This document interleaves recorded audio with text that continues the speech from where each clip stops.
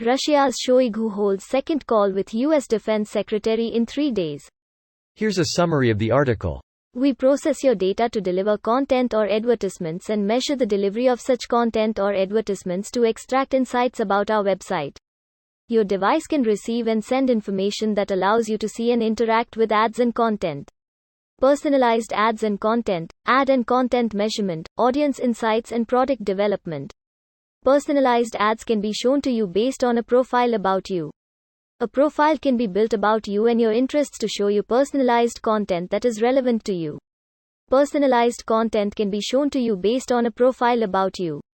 Ads can be shown to you based on the content you're viewing, the app you're using, your approximate location, or your device type. This post received a score of 6,500, with an upvote ratio of 97%. Here are the top comments in response to this article. NATO last week launched its annual nuclear deterrence exercise and has said it expects Russia to hold drills shortly to test the readiness of its own nuclear forces. A top Russian diplomat was quoted after the Shoigu-Austin call last Friday as saying that misunderstandings must be cleared up so that there are no accidents. This is the most likely reason for the calls. Russia is going to be doing their nuclear tests, drills here very soon, similar to the ones NATO is currently doing. So these calls may be designed to explain what will be happening so that accidents can be avoided. One would hope so. Wasn't Russia invading Ukraine called a drill to begin with? Yes, Russia was conducting drills by the Ukrainian border for months prior to the invasion.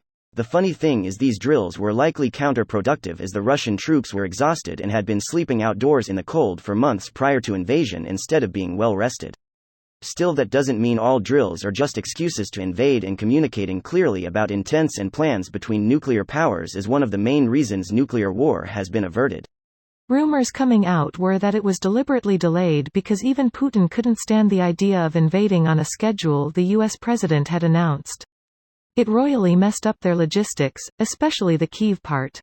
Their supply system wasn't prepared to replace it because they were supposed to be looting it from the Ukrainians by the time it ran out.